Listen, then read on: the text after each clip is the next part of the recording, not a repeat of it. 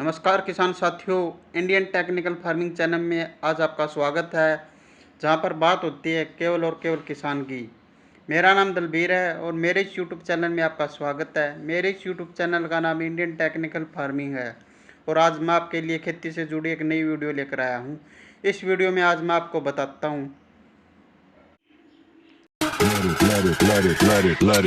bang, bang.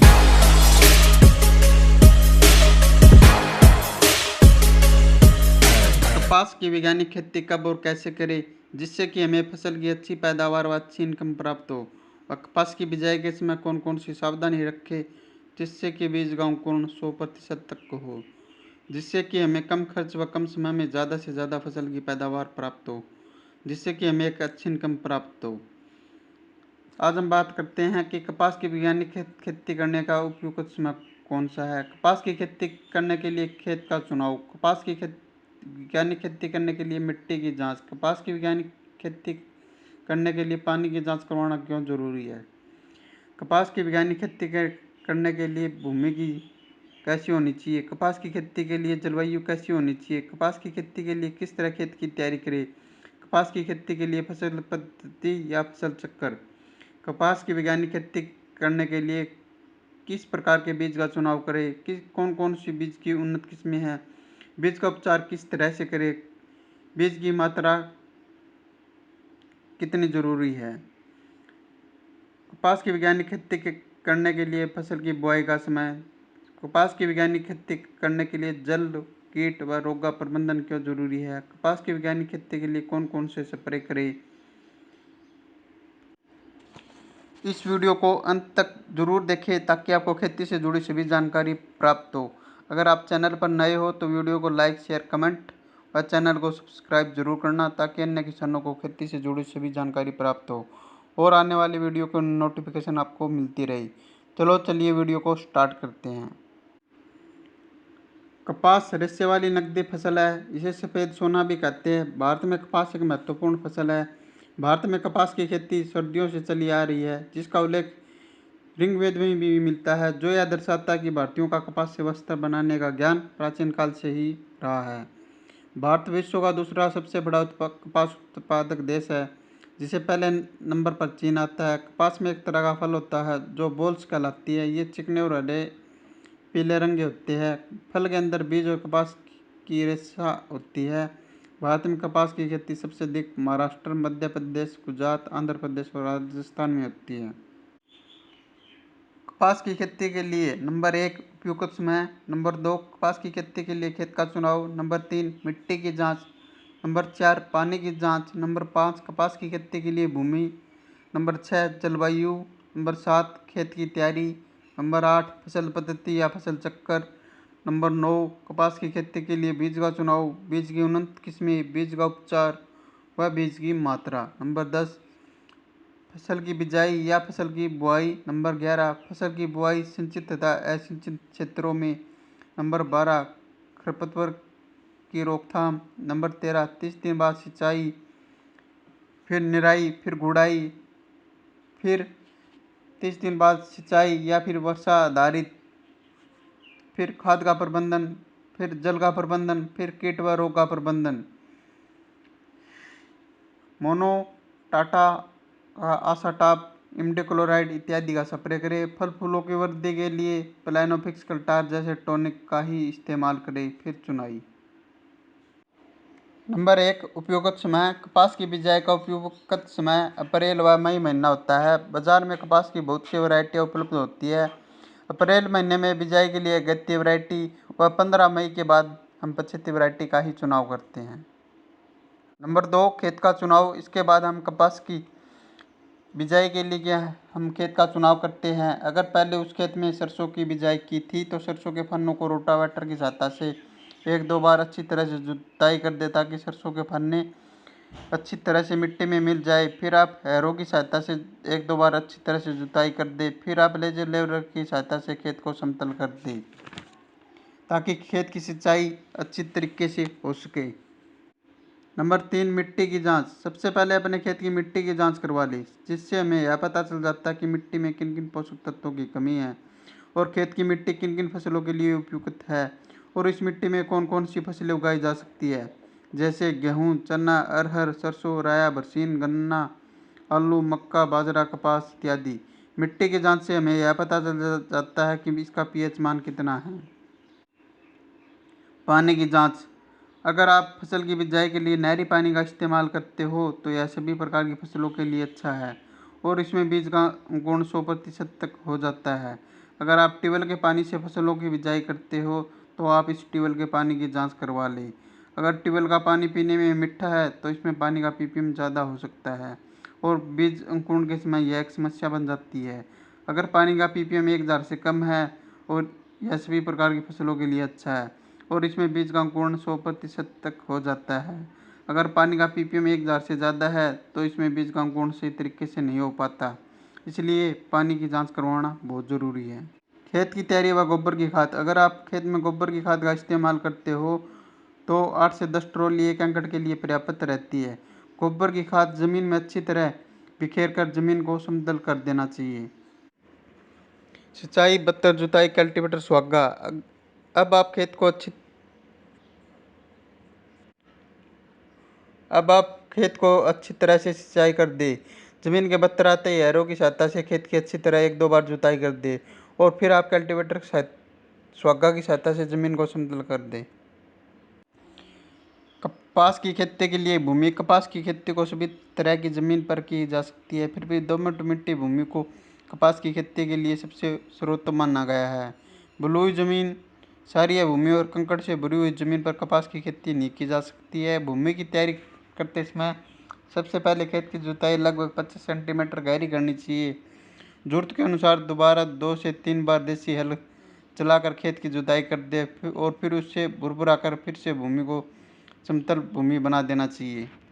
जलवायु। कपास की खेती के लिए जलवायु। कपास की खेती में अच्छे जमाव के लिए मिनिमम 16 डिग्री तक का टेम्परेचर होना चाहिए। फसल के विकास के टाइम लगभग 21 से 57 डिग्री तक का टेम्परेचर और फसल के तैयार होने के टाइम में 27 से 32 डिग्री तक की टेम्परेचर की आवश्यकता पड़ती है। कपास की खेती के लिए खेत की तैयारी व गोबर की खाद। अगर आप खेत में गोबर की खाद का इस्तेमाल करते हो तो 8 से 10 ट्रॉली 1 एकड़ के लिए पर्याप्त रहती है। गोबर की खाद को जमीन में अच्छी तरह बिखेर कर जमीन को समतल कर देना चाहिए। अगर आप जमीन की गहरी जुताई करते हैं तो 2 से 3 बार देसी हल से 2 से 3 गहरी जुताई कर दे, फिर आप जमीन को समतल कर दें। फसल पद्धति या फसल चक्र। फसल चक्र एक ऐसी प्रणाली है जिसमें फसलों को इस क्रम में बोया जाता है जिससे कि उसकी मृदा की उर्वरकता शक्ति बनी रहे। एक सफल उत्पादन के लिए उत्तरदायी प्रमुख कारकों में से फसल चक्र एक महत्वपूर्ण स्थान रखता है। फसल चक्र को अपनाने का उद्देश्य उपलब्ध प्राकृतिक साधनों का उपयोग करके उसमें अधिक फसल उत्पादन करना होता है। फसल चक्र क्या है? किसी खेत में फसलों को अदल बदल कर या हेरफेर कर बोना फसल चक्र कहलाता है। ऐसा करने से मृदा की उर्वरकता शक्ति बनी रहती है और पैदावार अच्छी होती है। किसी क्षेत्र की भूमि, जलवायु एवं अन्य वातावरणीय कारकों के आधार पर विभिन्न फसल चक्र अपनाए जाते हैं। एक अच्छे फसल चक्र को अपनाकर एक किसान अपनी भूमि से अधिक आर्थिक लाभ कमा सकता है। हमारे देश में फसल को उत्पादन को बढ़ावा देने के लिए विभिन्न प्रकार के फसल चक्र की कई प्रणालियाँ विचलित है। फसल चक्रों की संख्या 3 होती है: 1 वर्षीय फसल चक्र, 2 वर्षीय फसल चक्र। फसल चक्र के मुख्य प्रकार: खरीफ की फसलों में अपनाए जाने वाले फसल चक्र, रबी की फसलों में अपनाए जाने वाले फसल चक्र, जायद की फसलों में अपनाए जाने वाले फसल चक्र। फसल चक्र के सिद्धांत: उथली जड़ वाली फसलों के बाद गहरी जड़ वाली फसलों को उगाना चाहिए। अधिक खाद की आवश्यकता वाली फसलों के बाद कम खाद की आवश्यकता वाली फसलों को उगाना चाहिए। अधिक जल की आवश्यकता वाली फसलों के बाद कम जल की आवश्यकता वाली फसलों को उगाना चाहिए। फलीदार फसलों के बाद अफलीदार फसलों को उगाना चाहिए। कृषि साधनों का उपयोग समतापूर्वक ढंग से करना चाहिए। भूमि कटाव से प्रभावित क्षेत्रों में फसल चक्र में आच्छादित फसलों का समावेश होना चाहिए। फसल चक्र के लाभ: मृदा की उर्वरकता शक्ति में वृद्धि होती है तथा मृदा के भौतिक, रासायनिक तथा जैविक गुणों में सुधार होता है। सघन फसल चक्रों को अपनाने से भूमि में जीवांश पदार्थ की मात्रा में वृद्धि होती है। उचित फसल चक्र को अपनाने से भूमि में पनपने वाले विभिन्न बीमारियों के प्रभाव में कमी आती है। फसल चक्र अपनाने से कीटों तथा खरपतवारों पर भी नियंत्रित होता है। एक उत्तम फसल चक्र की निम्नलिखित विशेषताएं होती है। एक उत्तम फसल चक्र प्रति इकाई क्षेत्रफल में अधिक आर्थिक लाभ देता है। कृषि 75 पर उपलब्ध कृषि श्रमिक के कार्यों को उचित प्रकार से वितरण रहता है। एक फसल चक्र से उन्हें वर्ष भर लगातार रोजगार उपलब्ध होता रहता है। भूमि की किस्म, धरातल तथा इसके प्रयोग को ध्यान में रखकर फसलों का समावेश एक अच्छे फसल चक्र की मुख्य विशेषताएं होती है। फसल चक्र में दलहनी फसलों को सम्मिलित करना चाहिए, जिससे भूमि में नाइट्रोजन तथा जीवाश्म पदार्थों की वृद्धि होती है। ऐसी फसलों को उगाना चाहिए जिसके फसलों के रोग तथा उनमें लगने वाले कीड़ों आदि पर प्रभावशाली नियंत्रण संभव हो सके। फसल चक्र में अधिक लाभ देने वाली फसलों का समावेश करना चाहिए। जिन क्षेत्रों में मृदा कटाव की समस्या होती है वहाँ पर आच्छादन फसलों को उगाना चाहिए। इन फसलों की भूपरीक्षण संबंधी आवश्यकताएं कम से कम होनी चाहिए। कृषि प्रक्षेत्र पर गहरी जड़ वाली तथा उथली जड़ वाली फसलों का समावेश फसल चक्र में करना चाहिए। पशुओं को चारे की आपूर्ति के लिए चारे वाली फसलों को सम्मिलित करना भी आवश्यक होता है। कपास की खेती के लिए बीज का चुनाव, बीज की किस्म या वैरायटी, बीज का उपचार तथा बीज की मात्रा। हमें अपने खेत में फसल की बिजाई करते समय ऐसे बीज का चुनाव करते हैं जो अपने क्षेत्र या एरिया के हिसाब से ठीक हो। बीज का चुनाव करते समय हमें मिट्टी, समय व पानी के अनुसार ही बीज का चुनाव करना होता है, क्योंकि दोमट मिट्टी के लिए अलग, रेतीली ज़मीन के लिए अलग अलग वैरायटियाँ आती है। बीज की वैरायटी, हमें एक ऐसी वैरायटी का चुनाव करना होता है जो हमारे क्षेत्र व ज़मीन व पानी के हिसाब से ज़्यादा उत्पादन देती हो। हमें एक ऐसी कंपनी के बीज का चुनाव करना होता है जो कंपनी सरकार के द्वारा रजिस्टर्ड हो, जैसे राशि, यूएस इत्यादि। बीज खरीदते समय बीज का पक्का बिल अवश्य लेना चाहिए, जिससे कि बीज के डुप्लीकेट होने के चांस कम होते हो। बीज का चुनाव, हम बीमारी की रोकथाम के लिए हम बीज का उपचार करते हैं, जिसे हम FIR भी कहते हैं, जिससे हम फंगिसाइड, इंसेक्टिसाइड व राइजोबियम कल्चर भी कहते हैं। सबसे पहले हम बीज को फंगिसाइड दवाइयों से उपचार करते हैं, जिसे हम फंगस की रोकथाम के लिए करते हैं। फिर हम इंसेक्टिसाइड से उपचार करते हैं, जिसे हम इंसेक्ट की बीमारी की रोकथाम के लिए करते हैं। फिर हम राइजोबियम कल्चर से उपचार करते हैं, जो कि हमारी पैदावार बढ़ाने में मदद करता है। बीज की मात्रा, हम कपास की बिजाई के लिए एक खेत में 2 पैकेट की बिजाई करते हैं। बिजाई, अब आप मशीन की सहायता से खाद व बीज की बुआई एक साथ कर सकते हो। हमें बीज की बिजाई सुबह या शाम के समय ही करनी चाहिए। बिजाई के समय में लाइन से लाइन की दूरी 3 फुट व बीज से बीज की दूरी 1 फुट व बीज की गहराई 8 से 10 सेंटीमीटर रखनी चाहिए। बिजाई के समय बीज गिल्ली मिट्टी में ही डलना चाहिए और इसके ऊपर 5 से 6 सेंटीमीटर जमीन की परत चढ़ जानी चाहिए। फसल की बुआई तथा असिंचित क्षेत्रों में, अगर आप फसल की बिजाई नहरी पानी से करते हो तो इसे हम सिंचित क्षेत्र कहते हैं। अगर आप वर्षाधारित क्षेत्रों में कपास की खेती करते हो तो इसे हम कपास की खेती असिंचित क्षेत्रों में कहते हैं। कपास की खेती सिंचित तथा असिंचित दोनों क्षेत्रों में की जाती है। सिंचित क्षेत्रों में इसका उत्पादन ज़्यादा होता है, असिंचित क्षेत्रों में इसका उत्पादन कम होता है। यह वर्षा पर निर्भर करता है। खरपतवार की रोकथाम, अगर आप खरपतवार की रोकथाम के लिए स्प्रे करते हो तो पेंडामेलिथियान 30% EC का बिजाई के तुरंत बाद छिड़काव कर दे, इससे खरपतवार नहीं उगेगी। खरपतवार के लिए पेंडामेलिथियान 30% EC को 500 मिलीलीटर दवाई को 250 लीटर पानी में घोल बनाकर 1 एकड़ में इसका स्प्रे कर दे। स्प्रे के समय खेत में नमी होना बहुत ज़रूरी है। कपास की बिजाई के 30 दिन बाद कपास की फसल सिंचाई के योग्य हो जाती है। अब आप खेत की हल्की सिंचाई कर सकते हो। कपास की बिजाई के 30 दिन बाद खेत में खरपतवार भी उगने शुरू हो जाते हैं। सिंचाई के तुरंत बाद आप खेत की निराई व गुड़ाई कर दें।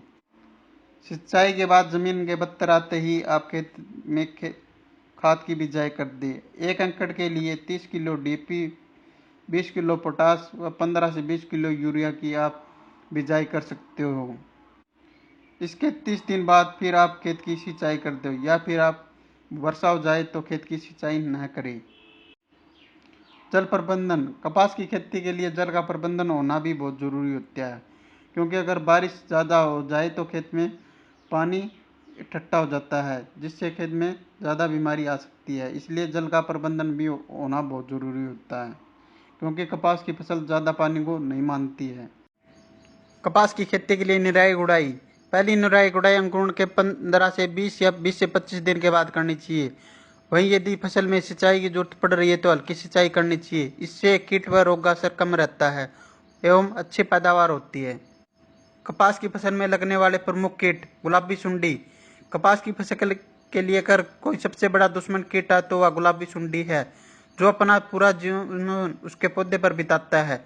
यह कपास के छोटे पौधे, कली व फूल को नुकसान पहुंचाकर फसल को नष्ट कर देता है। इसका प्रकोप हर साल होता है। इसका प्रबंधन, इसके नियंत्रण के लिए कोरोमंडल के कीटनाशक फेंडाल 50% इसी का छिड़काव करें। फेंडाल एक बहुआयामी कीटनाशक है। यह कीड़े पर लंबे समय तक नियंत्रण रखता है। इसके अलावा इसमें तेज तीखी गंध होती है, जो वयस्क कीट को अंडा देने से रोकती है। फेंडाल के बारे में अधिक जानकारी के लिए अपने नज़दीकी डॉक्टर से संपर्क करें। सफ़ेद मक्खी, यह कीट दिखने में पीले रंग का होता है, लेकिन इसका सफ़ेद मोम जैसा पाउडर से ढका हुआ होता है। यह पौधों की पत्तियों पर एक चिपचिपा तरल पदार्थ छोड़ता है एवं पत्तियों का रस चूसता है।